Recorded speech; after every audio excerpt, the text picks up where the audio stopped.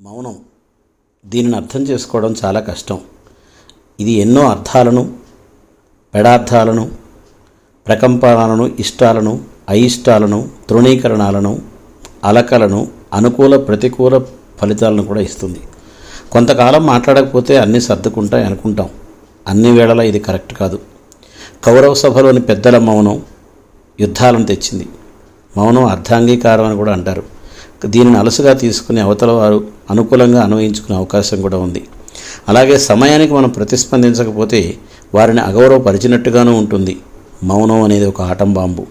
మాట్లాడవలసిన చోట తప్పక మాట్లాడితేనే మనమంటే ఏంటో ఎదుటి వారికి తెలుస్తుంది. లేకపోతే దగ్గర వాళ్ళు కూడా దూరం అయ్యే ప్రమాదం ఉంది. మౌనమే మాట కాకూడదు. ఎప్పుడూ మాట్లాడే వాళ్ళతో కొద్దో గొప్ప మాట్లాడితేనే మానవ సంబంధాలు బలపడతాయి మిత్రమా.